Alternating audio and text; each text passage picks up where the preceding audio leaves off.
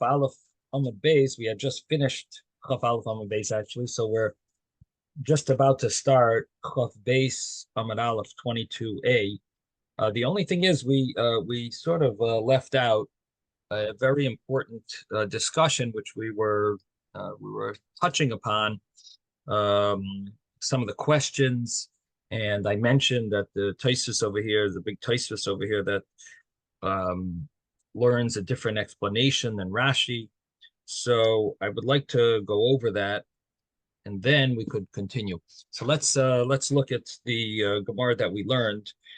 We learned this. It's a small Gemara. It starts with this Mishnah on 21b. The Mishnah is about 15 lines from the bottom of the page, and the whole Gemara ends right there at the bottom of the page. So it's sort of like an entity of its own. And the Mishnah talked about a complicated case, which we were debating in our shir on Friday, even what exactly the case is. And David had brought a picture of how it seemed like maybe Rabbi Steinsaltz understood the case, but we didn't learn it that way. We learned it that the Soimech Sukkah B'Karei Hamita, the case of the Mishnah, the way we learned it, was a person has some type of a bed that has walls around it. I don't know how common that is. It's common to have a headboard and maybe a footboard, but this sukkah seemed to have at least 3 walls around it. How that where that comes from, what culture that's in, I don't know, but somehow he has those. There's some walls around the bed, maybe even 4 walls, and he just cut out the 4th wall. You could, possibly it even had a four wall bed. Maybe it's a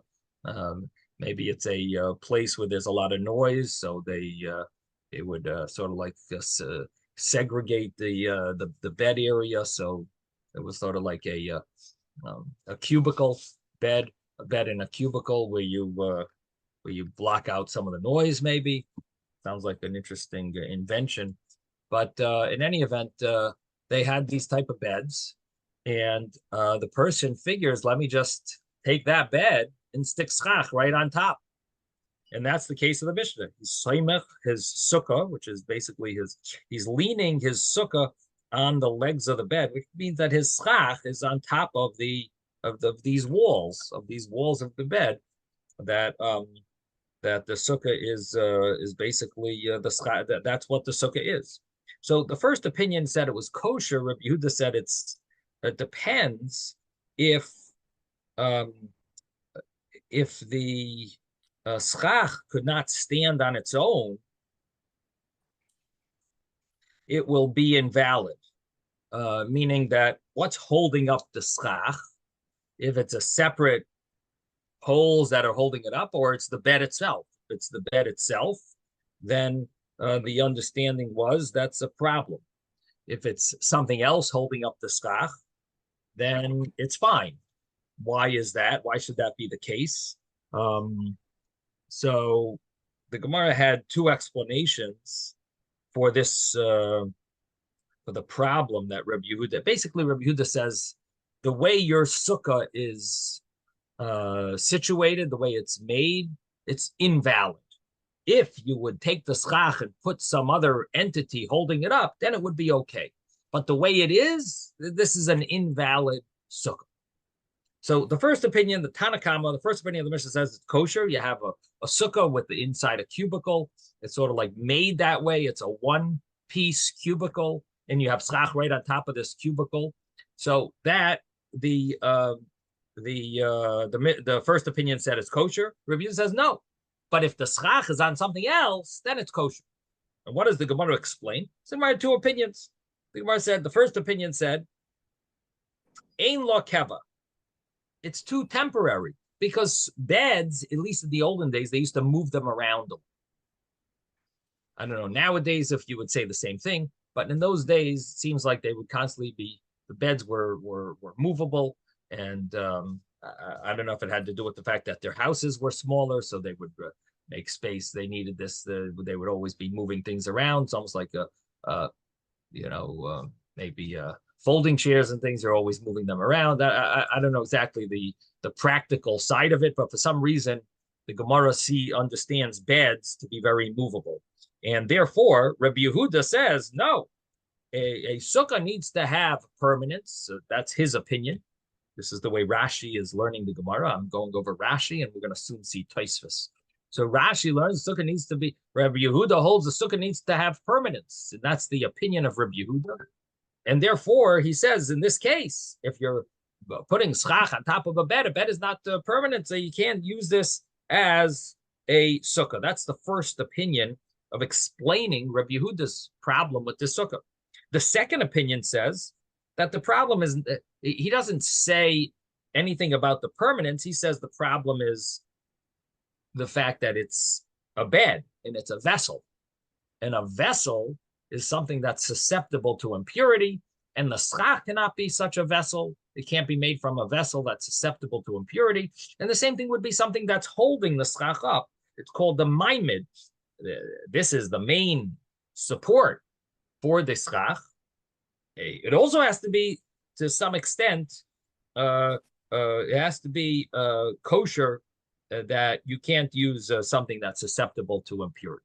That's the other opinion. So we've got these two opinions, Reb Zera and Reb Abba Bar Mamel, these two rabbis.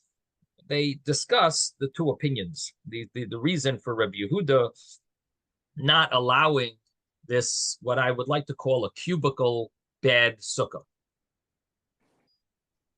Now, the Gemara asks, what's the difference between these two opinions? What would be the difference in halacha? The Gemara answers, well, very simple. What would happen if you have a cubicle bed sukkah, and instead of the schach being leaning on top of the cubicle bed, the schach is actually supported by its own poles, by separate poles. It has designated poles to hold up the schach. There's some type of frame that's holding up the schach, and that frame is made out of iron. And so, is it temporary or is it permanent? Well, if it's made out of iron, it's permanent, and the schach is permanent. The bed, maybe you could call temporary. It's a bed, it's movable, but the schach is the main thing that has to be permanent. It's a permanent schach. That's kosher, according to the opinion that says a bed. The problem with the cubicle bed sukkah is that it's temporary. According to this, it's not really a temporary sukkah, because the main thing is the schach, and the schach is quite permanent. It's on top of iron poles, so it's a permanent. So it's permanent, and therefore Rabbi Yehuda would agree that this is a kosher sukkah. What do I mean? There's a cubicle bed, and then you have poles on top. Poles, in other words, on the sides of it, there's poles that hold up permanent schach. So the sukkah is considered a permanent sukkah, according to the first opinion, that the problem with the cubicle bed sukkah was it wasn't permanent. Now it is permanent because the schach is held up permanently. According to the reason it's being held up by something that's susceptible to impurity, well, iron poles are also susceptible to impurity. So according to that reason, it would actually not be a kosher sukkah. You didn't fix the problem. How would you fix the problem? According to that opinion, you would need wooden. Whether or not you're getting a ride, If you don't hear from me, you know I'm getting a ride. I already sent her a message.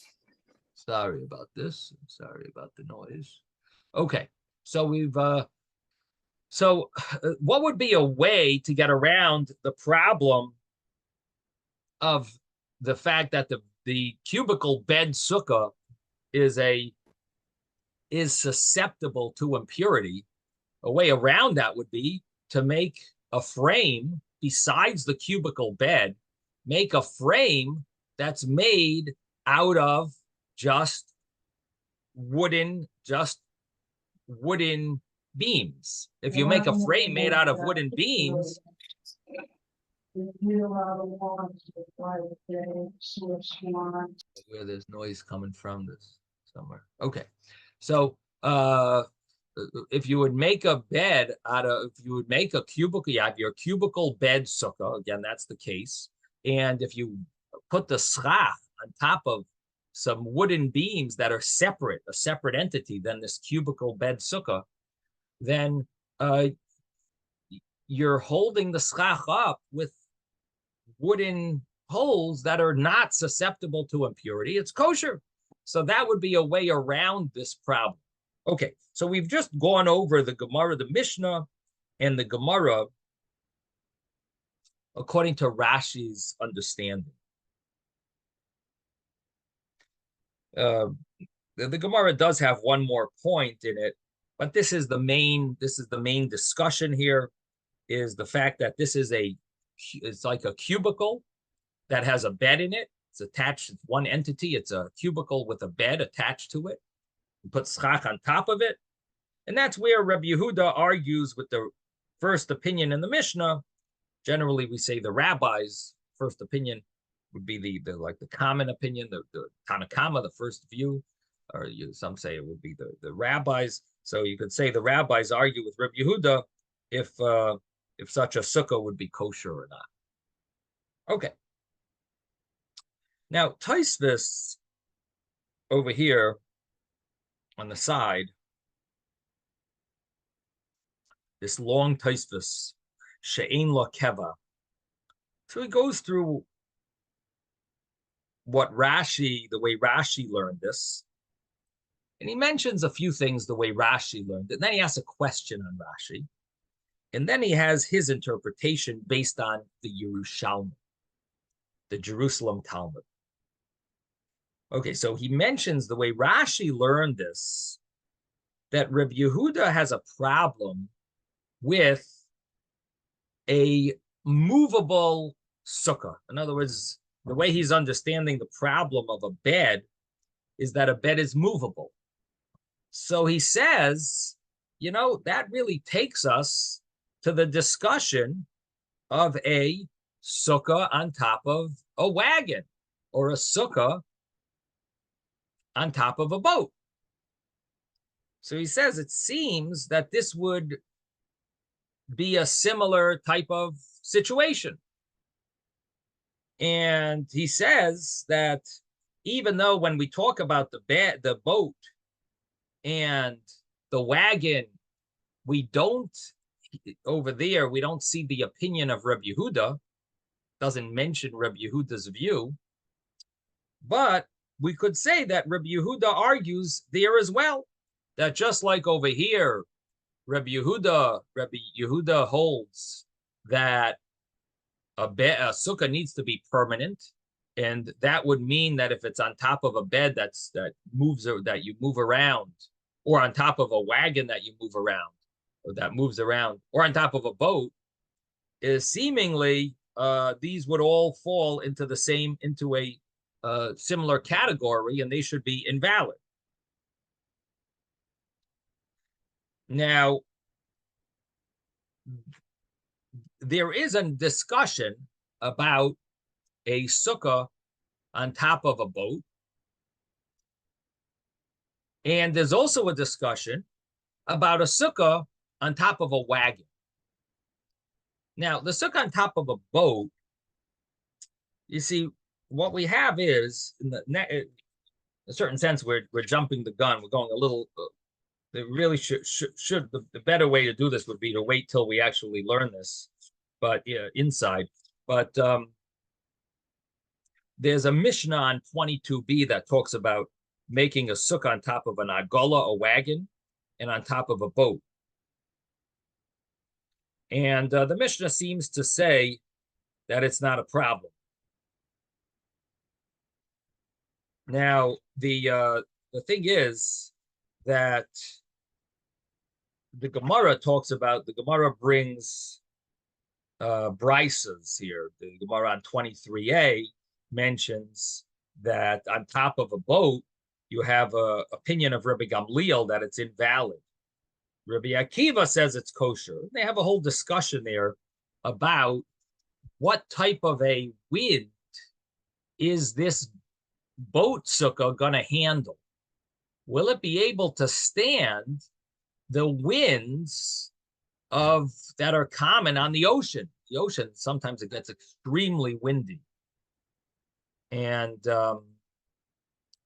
If you've ever been deep sea fishing, or if you've gone on cruises, maybe, I don't know. I haven't gone on cruises. I don't know what it's like, but I guess it gets quite windy there as well. But the question would be, how strong does the sukkah need to be in order to be kosher? As if like, for example, here in Florida, where there is a lot of wind, so when you build your sukkah, the sukkah has to be able to handle a regular wind. Now, a hurricane wind, it doesn't have to handle. So if your sukkah would not handle a hurricane, it's still kosher. But it does have to handle the typical winds. Typical winds, it has to be able to handle. If it can't handle that, so for example, let's say you have some leftover beams and you just like lean them against each other, or some lattice that you're not attaching, you're just like leaning some lattice on each other. You have 4 pieces of lattice and you just like lean it on each other, and it'll last for 10, 20 minutes, maybe. It might last for 2 hours. Once the wind comes, it's going to knock it over. But you want to eat your sandwich, and all you need is 5 minutes. So would you be allowed to use that as sukkah? No, that's not going to handle is not going to handle a normal wind. So the question is, what about on a boat? Does it have to be able to handle the regular winds of of the city, or does it have to be able to handle the regular winds of the where it is now on the ocean? And it seems to be a topic that's the topic of debate in the Gemara. The Gemara here with Rabbi Gamliel and Rabbi Akiva, and they basically say that it has to be able to handle, definitely have to be able to handle the regular winds of a regular dry land. And Rabbi Gamliel seems to hold it has to be actually able to handle even the regular winds of a boat, of an ocean, excuse me, of an ocean. So it gets us to that discussion that here we're dealing with a sukkah that's on top of a bed. And the example, the case we gave, the way we explained it when Rashi, we understand from Rashi, is that it's a cubicle that has a bed attached to this cubicle. This is the way they made these beds, that it was a bed with walls around it, and it's all part of one piece. It's susceptible to impurity, the bed, this whole structure, and you just stuck schach on top of it. Now, the way Rashi is learning, this would be invalid because it's movable. According to the first explanation of the Gemara, it's ein la keva, it's temporary, it's movable. So it would come out that Rabbi Akiva also would be of the opinion that a boat sukkah and a wagon sukkah would be invalid. Now, Taisus is bothered with a little detail regarding the boat sukkah based on the way I just explained it. It sounds like a boat sukkah is kosher if it's strong enough to hold the winds. Taisus says, but according to Rabbi Yehuda, we just said that we're not worried about winds. The fact that it's movable is a problem. So if it's moving, if a boat sukkah is a movable sukkah, according to Rabbi Yehuda, that should be invalid completely. So Taisus says it's not a problem because a boat, and this is surprising to me that in those days this was so, but the way Taisus says it, he says the urcha de milsa, the normal way, the common urcha bahachi says this was the common this was a common thing that they would actually have. They would have dwellings on the boats. Nowadays, I understand you have people go on cruises for 5 months or something. You know, there are these round the world cruises, and people live on their boats. There are many people have yachts that they actually live on their boats for. Could be even majority of the people have dwellings on their boats. But Taisus says that even in those days, they would have that it wasn't uncommon to have a dwelling on it. So because this is the norm. So that movable boat sukkah, that's a normal dwelling. So that would not fall into the category, would not be a problem of calling it temporary. But a boat, but a sukkah, excuse me, a sukkah on top of a wagon, that's not a normal sukkah. That would be, Rabbi Yehuda would say that would be a problem. A sukkah on a wagon, because you don't normally dwell on a wagon, but it's normal to dwell on a boat. So therefore, a sukkah on a boat would be, that's the normal thing. That would be okay, and that's not a problem. Doesn't contradict what we're explaining here. Just 1 second, Moshe. Victor wants to say something. Yes, Victor. Yeah, well, I know that in the old days you couldn't get from Europe to America. You had to at least a few Shabbatot would pass. So you're in this boat, but Right. there was never, from what I understood, that was your makom was in the boat. You know, so long as you didn't leave the boat on Shabbat, then Right. You're saying because travel would take so long on boats, so then it yeah. was called a dwelling. You would have to call it a dwelling. So Right. was there ever an issue like that, like because of Shabbat? Because of what I understood that You mean Sukkot? You're asking about Sukkot. well, no, I'm comparing it to Shabbat and saying Uh-huh. if where you are, that's where you are for Shabbat, because it's where you are for 2 weeks or 3 weeks. It's like a permanent place. In other words, did they use that argument at all? Oh, you mean with regard to going out of the Tchum? Is that what you're referring to? Like, what issue of Shabbos are you dealing with? What prohibition or what law of Shabbos are you concerned about? I'm saying, why don't they use that argument and say it's permanent? Why don't they say it's a permanent place? Because obviously, why don't they say, because obviously we know that on Shabbat people are there, so You mean it's not an issue. Shabbos makes it permanent? The Shabbos should make it permanent? Or Yeah, you're why saying not? even a few days, just the fact that people live a wagon, you don't normally live on for weeks at a time. But a Right. boat, you're living on for weeks at a time, so that makes it more permanent. Yeah, Taisvis is mentioning this point. To me, it sounded like in the olden days, I would think wagons also they would sort of be stuck on for weeks at a time, and boats would be maybe less. Maybe they didn't take these type of endeavors to take ships all the way from America. I don't know in those days how common it was to take these long travels. You know what I mean? Greece to Israel is one thing, but to go from Europe to the United States, I don't know. I don't know if they would take these type of things. That's why I was like, I'm trying to think about the practical side of it in those days where Tosfos is saying in the time of the Gemara, the boat, this was the norm. This was Orcha de Milsa to have like a dwelling on a boat, but in a wagon, it wasn't the Orcha de Milsa. It wasn't the common thing. Maybe because boats were much bigger. Maybe that would be a reason to say such a thing. I don't know. Yes, Jeffrey, you want to say? Oh, well, once that Moshe was first. Moshe's Rabbi, first. what about a train? A train that's got, for example, a opening in the back where you could put a sukkah, at the back of the train, or even a mobile home. Now these mobile homes are so huge now. They're the way they're building them now. People live in them, and how would that play into this? I'm curious. Right.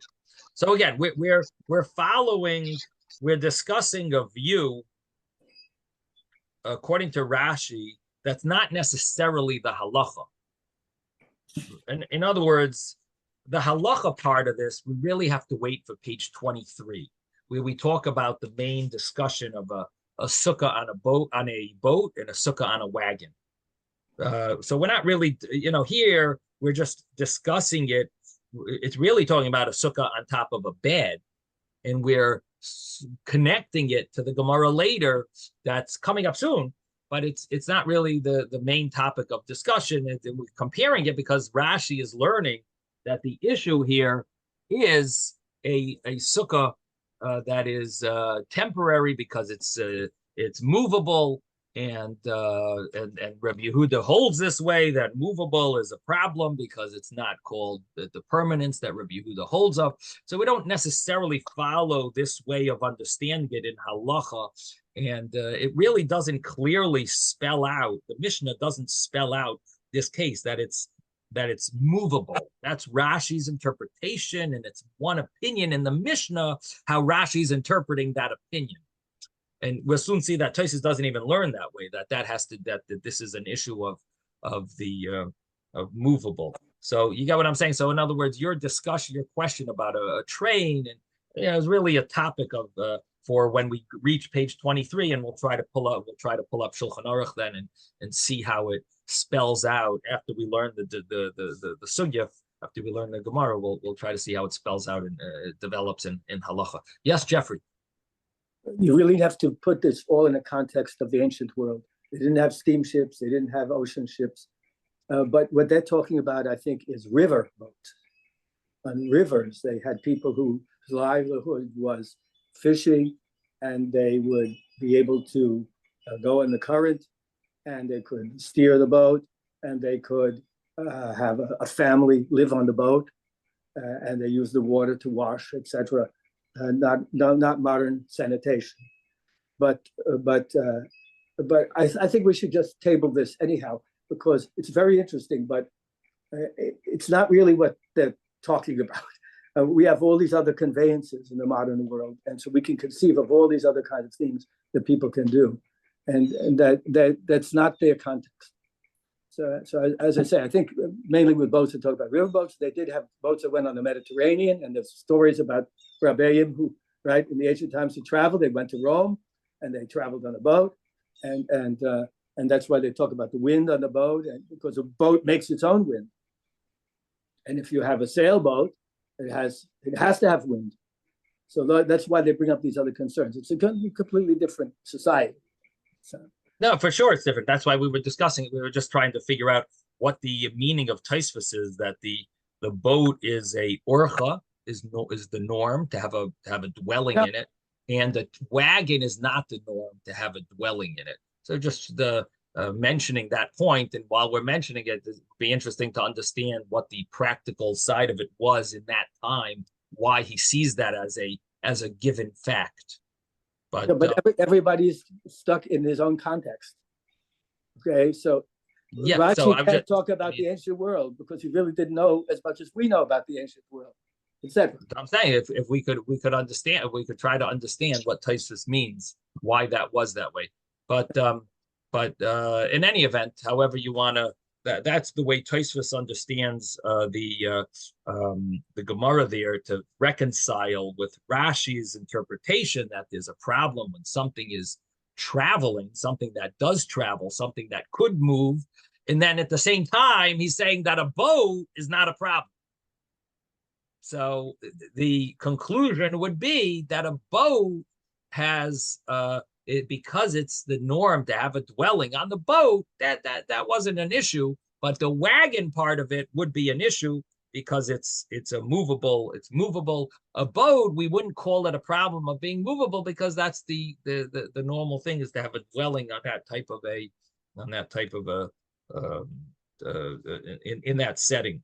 Okay, in any event, Tosfos then says that we in our Gemara have two opinions. We've got the opinion in the Gemara that the sukkah that's made on this cubicle bed, it's movable. What about the other opinion? The other opinion that says that the sukkah made by this cubicle bed, so in other words, you have this cubicle that has a bed attached to it, and you put schach on top of it. The problem there is that the schach is on top of something that's susceptible to impurity. Now, according to that, Tosfos says that opinion must hold that, like, he doesn't talk about this movable issue. So seemingly he holds a movable sukkah is no problem.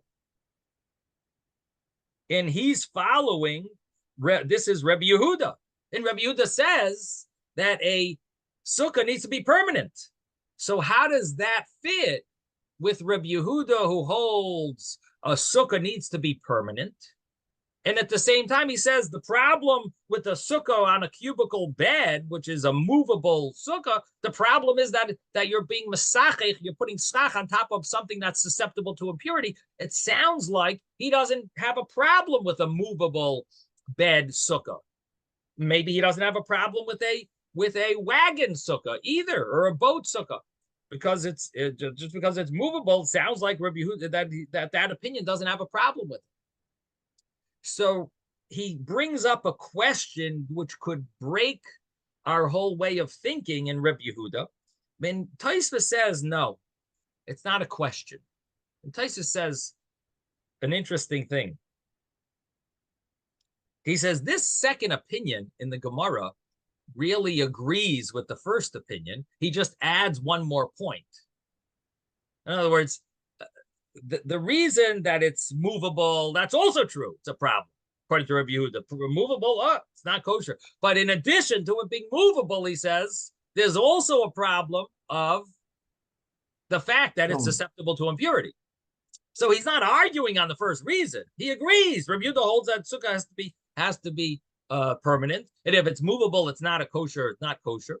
But in addition to that, he holds that the sukkah also has to be not susceptible to impurity. That what holds up the schach, the maimed, the thing that holds the schach, can't be susceptible to impurity, and therefore it's not a question on Rabbi Yehuda because even this opinion says it can't be movable. He just adds another point, and Tosfos proves it. He says, "You want to know a proof? How do you know that the second opinion agrees with the first opinion? Maybe they're mutually exclusive and they argue with each other. How do you know that the second opinion really agrees? The second reason agrees that the first reason is a valid reason, and he just adds a new reason. How do you know that?" So Tosfos says, well, I'll prove it to you, he says. The Gemara tries to find a difference between these two reasons. And what does the Gemara use as a difference? It picks a case of something that's very sturdy, that's not movable, but it's susceptible to impurity. That's the case the Gemara gives. It gives a case where you have iron poles that are in the ground, solid. They're not movable. They're immobile. And at the same time, they are susceptible to impurity. And therefore, you have a difference. The first opinion holds that as long as it's permanent, it's fine. It's susceptible to impurity. He's not worried. It's only the maimed. It's only the thing holding up the schach. And the second opinion says, no, it has to be not susceptible to impurity. And these metal iron poles are susceptible to impurity. And therefore, according to that opinion, according to the second opinion, it's not a kosher sukkah. Why didn't the Gemara give the opposite type of case? Why didn't the Gemara give a case where it's temporary? Pick a case of showing the difference between these two views. Pick a case where the item is temporary, is movable. And the case Tosfos says would be, put the sukkah on top of a very large type of utensil, very large container. In a very large container, there's a measure for it. If it's can hold 40 saw, it's a very large container, or 60 saw if it's in dry measure. Anyway, a very large container. He gives a measurement, and in such a case, it's movable. It's temporary. In other words, it's something that could be moved, and On the other hand,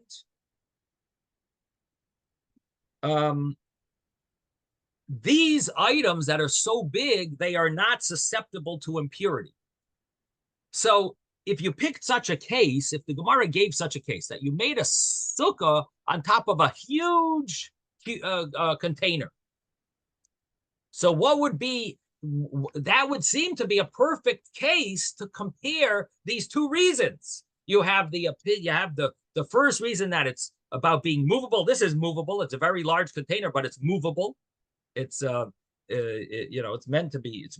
It's movable, and therefore the first opinion would say, well, it's movable. Rabbi Yehuda holds sukkah has to be permanent. No, invalid. The second opinion would say the sukkah has to be not susceptible to impurity. And this very large container is so large that when it's filled, basically it has a special law that it's not susceptible to impurity because it's so large. And so it's not susceptible to impurity. And it's holding up the schach. It's kosher.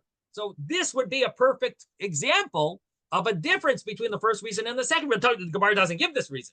The Gemara gives the opposite reason. It gives a case of permanence that's susceptible to impurity. But it could have given a case of temporary, movable, that's not susceptible to impurity. It doesn't give this opposite case. Why? So Taisa says, you know why?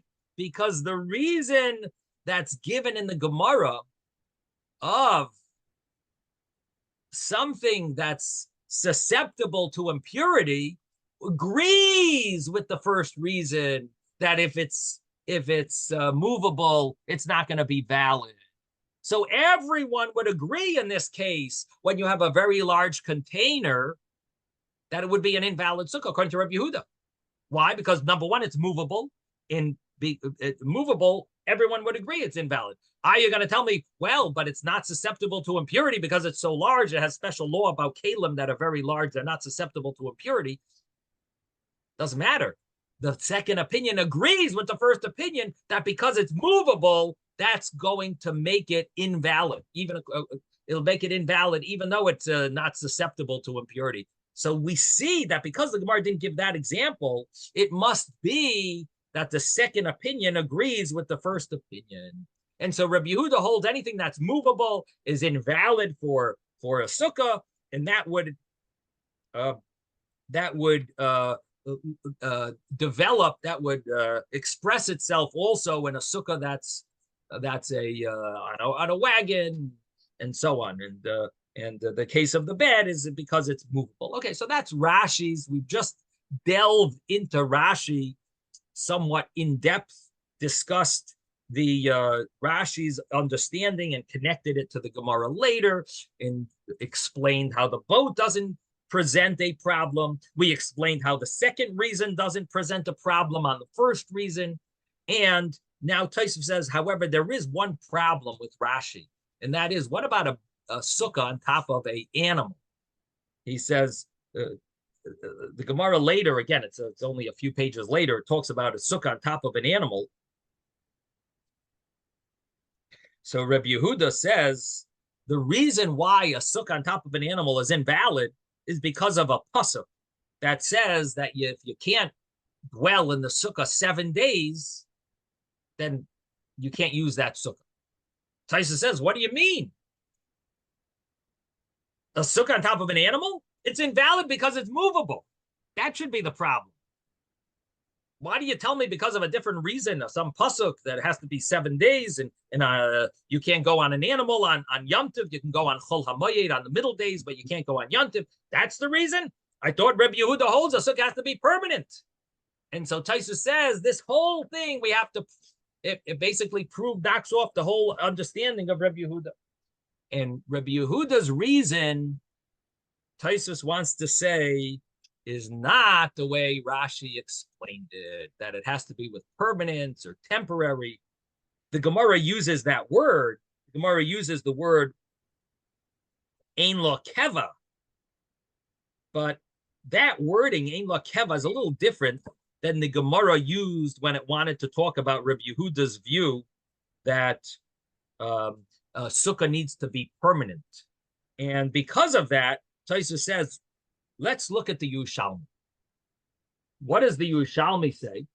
The Yerushalmi says that a sukkah that's samoch bekare hamita, and the Gemara there, the Yerushalmi says that there's two rabbis that argue about what the meaning is, what the reason is. And one of the opinions there says that the problem is that Yerushalmi, the Gemara, the Yerushalmi gives different names. One of the names is different. It says over there, Reb Ami and Reb Abba. Our Gemara gave the explanation Reb Zera and Reb Abba bar Mamel.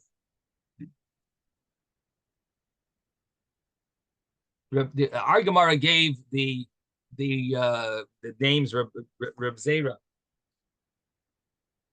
Our Gemara gave the names Reb Zera, Reb Abba bar Mamel, are explaining Reb Yehuda's view. The Yerushalmi, of course, brings the Mishnah. The Yerushalmi is also a Gemara on the same Mishnayos, and the Yerushalmi says there's an argument of Reb Ami and Reb Abba. So it switches the name, but when it says Reb Ami, it says that the problem is that when you have this cubical sukkah, a measure between the bed and the schach is not 10 handbreadths. That's what the Yerushalmi says. That's one opinion's reason that Reb Ami says you don't have the full measure from the bed to the schach. So again, you have a bed, it has bed boards like a headboard, a footboard, and it seems to have on the sides as well for whatever reason. Tried to explain we're calling it a cubicle bed sukkah. So you got this cubicle bed that the walls do go up, but how high do they go up? From where the bed is in above. So the opinion of Reb Ami is the problem with this sukkah is that it doesn't have 10 handbreadths.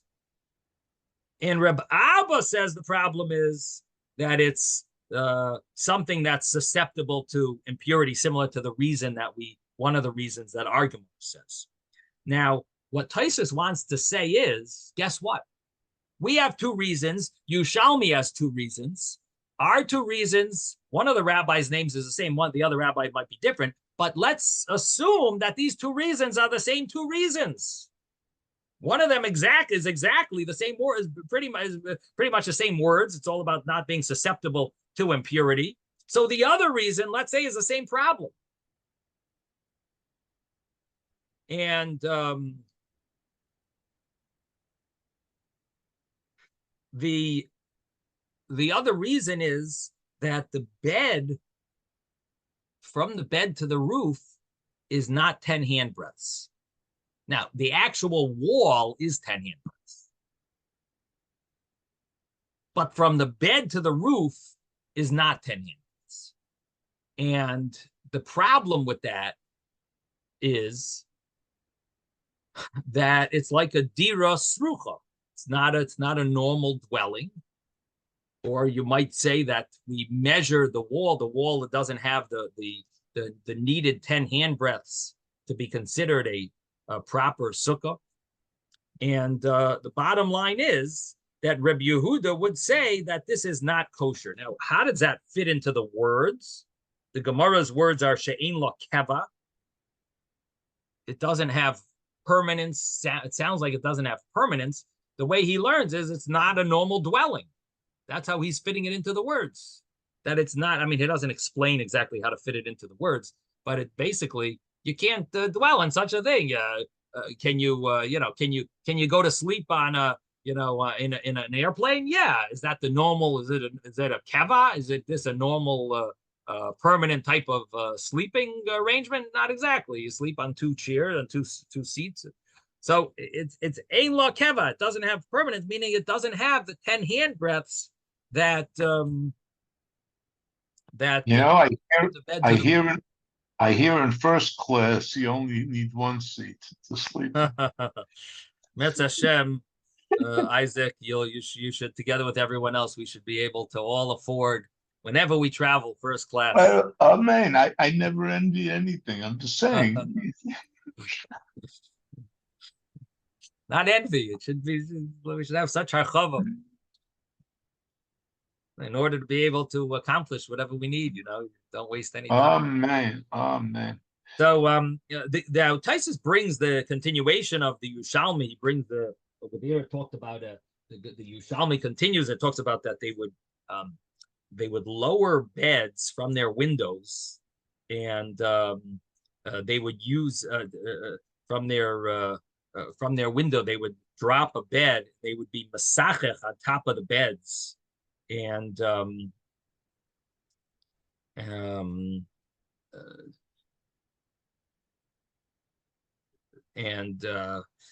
basically the Gemara over there says that according to Rabbi Yehuda, he invalidates a sukkah on a bed because it's something that's susceptible to impurity. So how could this be allowed? The beds are subject. So it says the conclusion over there is she'ein mekari amitul schach asar tvach. So it must be that 1 second. Here.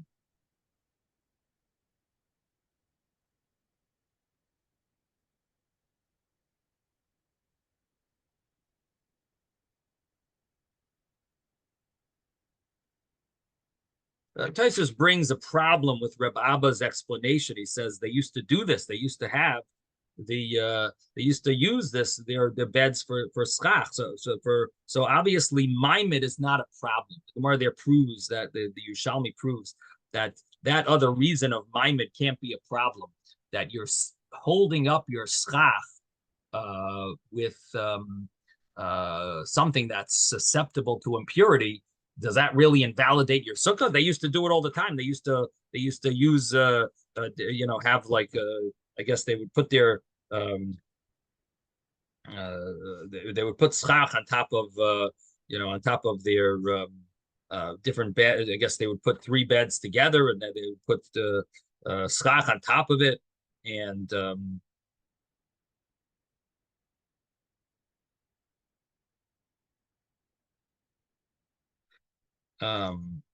the Gemara over there and Taisus explains that those beds, no, not 3 beds. I must correct myself. No, they would do this exact thing. They would put it out of their window and use this as a sukkah. And their beds, Taisus says, did not have a problem that it was a dira srucha, that it didn't have a problem that it was too small, because those beds had tall walls. They didn't have this problem. And so they would do that, and it was not an issue at all. However, if the problem is that it's something that's susceptible to impurity, that would be a problem, because you can't use it because it's susceptible to impurity. So basically, the Gemara over there understands that in Yerushalayim, the beds were made differently, and they had a lot of space above the bed to the schach. But the regular case, not the beds of Yerushalayim, the other beds that were not that way, that was a problem, and that's what the Gemara here means when it says ein lo keva. So he has a whole new interpretation that it's ein lo keva means that it doesn't have the normal dwelling that you need. It doesn't have a permanent type of a dwelling. In other words, a regular dwelling. Now, so does this opinion fit with? Is this connected to Rabbi Yehuda's view that a sukkah needs to be permanent? No. A sukkah, the solid walls of a sukkah, it could be up to 20, even higher than 20 amas. That Rabbi Yehuda's view. That's one thing about a sukkah being a permanent structure. Here he's talking about, is it a normal living space? So he uses the word keva, but it doesn't mean the same type of keva that we talk about there. It's a totally different type of issue. And here we're dealing with the sukkah is considered to be a proper dwelling. And this is where Rabbi Yehuda argues with the Tanakama. And he says that because from the bed to the roof is not enough space, so therefore it would be invalid. I must say it's not a very simple interpretation. That one of the problems that commentaries ask on Tosfos is, what about the Tanakama? What about the first view? Doesn't everyone agree that a sukkah needs to be a normal dwelling? And if it's less than 10 handbreadths, it should be invalid? Why does the first opinion say it's valid? And for some reason, some of the commentaries want to say, well, the first opinion says you look at from the floor to the schach, not from the bed to the schach. Rabbi Yehuda looks from the bed to the schach. And so this is one way of answering it. I don't know how to me, it doesn't fit so well. I would think if the bed is attached, that you would need to go from the bed. If it's all one entity, as we're saying, that it's susceptible to impurity, it must be one big keli. So that means that the bed is attached to the sukkah. Why should you look from the floor? Seemingly, you should look from the bed. There's no extra space to go from the floor. You can't stand on the floor. So what does Tosfos really mean? What does it boil down to? This argument between the Tanakama, the first opinion, and Rabbi Yehuda. Rabbi Yehuda says you look at the bed to the roof. It doesn't have a keva. It's too small. It's too short. It's no keva. Okay, that I understand very well. But what about the other opinion? What is the Tanakama going to hold? So that's a little complicated. And again, as I mentioned, there's some commentaries want to say, well, you look at from the floor, but seems to me a little surprising to say such a thing. But this is the way Tosfos understands this Mishnah, that's the case, that it's a bed that doesn't have 10 handbreadths to the roof. Now, Tosfos has another question on this, but before I do that, I see Jeffrey wants to ask something or say something. Yes, Jeffrey. In this situation about the beds in Jerusalem, the way I picture it is they take the bedding off. They just have the poles and the slats. And the schach is going on that. Maybe they even turn it upside down. And so they take the bedding away. Maybe that removes the problem that's Makabel Tuma. I'm not sure about that. But in other words, they're just using the framework of the bed.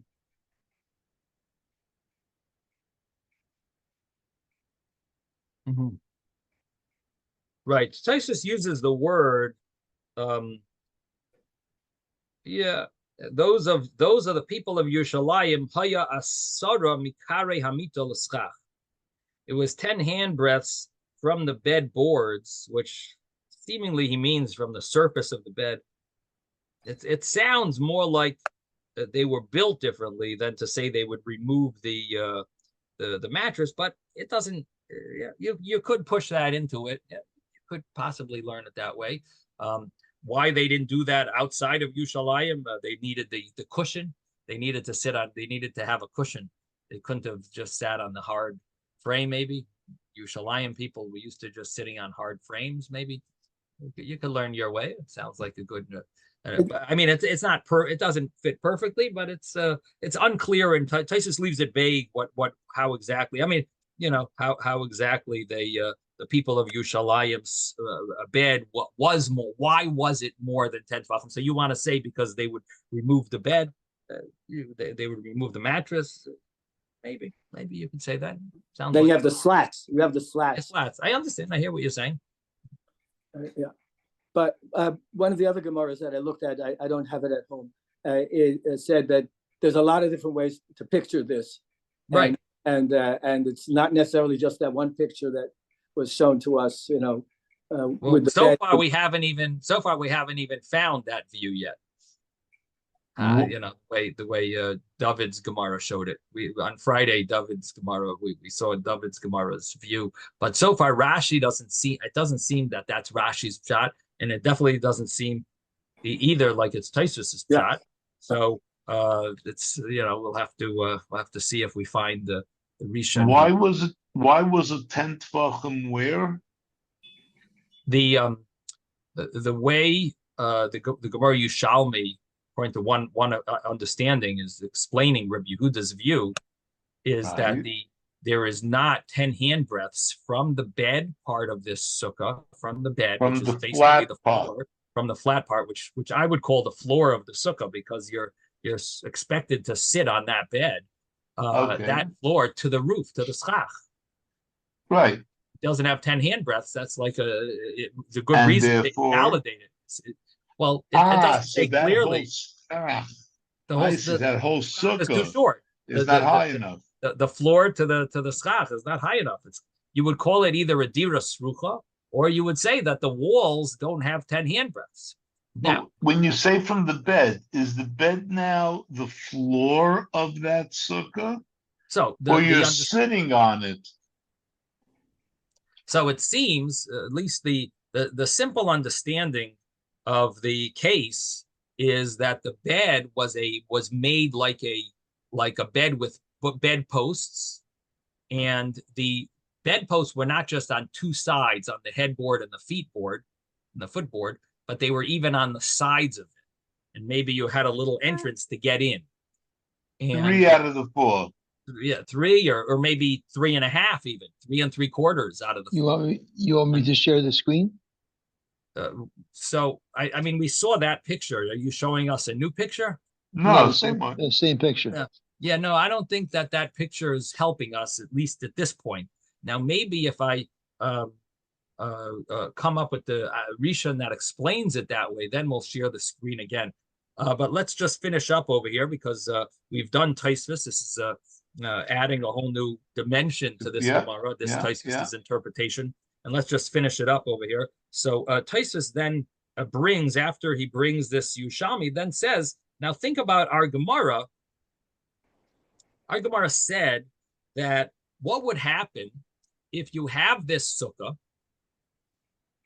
and instead of the schach being held up by the bed frame and the bed boards, what would happen if you held the schach on iron poles? And in that case, then you would see, then it would be kosher. According to this explanation of ein la keva, the opinion that says ein la keva, when you put schach on the actual boards of the sukkah, ein la keva, it's not kosher. You put schach on top of a metal solid poles, then it's kosher. So Rashi's interpretation was, because now it's solid, the bed is movable. Taisa says that's not the issue here. We're dealing with an issue of 10 handbreadths. It's ein la keva because it's not a normal dwelling. It's too small to dwell in. He says, so then what do you gain if you have metal poles holding up the schach, or the bedboards holding up the schach? You still have the same problem. It's not 10 handbreadths. So Taisa says, no, it's a big difference. Because when you have the schach held up by the metal frame, by the metal poles, guess what? The bed is no longer looked at as the floor of the sukkah. The bed is movable. Oh. It doesn't take up the space. Happens to be there. Happens to be you're sitting on it. You want to sit in an uncomfortable way in your sukkah, that's up to you. The sukkah is a kosher sukkah. You have a bed there, then you have a bed there that no problem. You want to keep it there, okay? And sit there and sit, all uncomfortably and on top of a bed with a roof touching your head. Eventually, you'll sleep there. Right. When you sleep, you won't know the difference. But that's up to you. But the bed, if you use a separate frame, then it's gonna be kosher. And actually, Taisus doesn't say it on the Gemara. Taisus says it on the Mishnah's statement, where Rabbi Yehuda says, if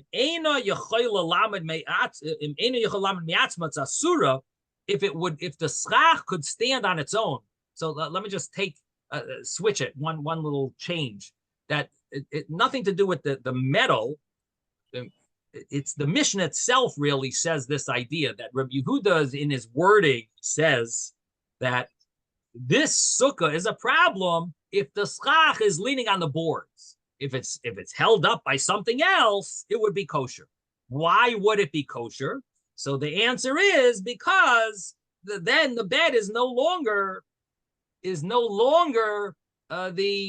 considered to take up the space of the sukkah. And you look at the floor, the bottom floor of the sukkah, it's more than 10 handbreadths. And Tosfos says, and that's similar to Abaye says that what I mentioned in the Gemara, that similar to what Abaye says at the end of the Gemara, where Abaye says here you have keva, you could dwell there because you could take away the bed and it wouldn't be a problem. That's the way Abaye concludes in the Gemara, that he says that the whole problem of the Mishnah is samach, where you put it on top of it. But if you have schach above it, but it's not held by it, then it's going to be kosher, and that's not a problem because it's yeshla keva.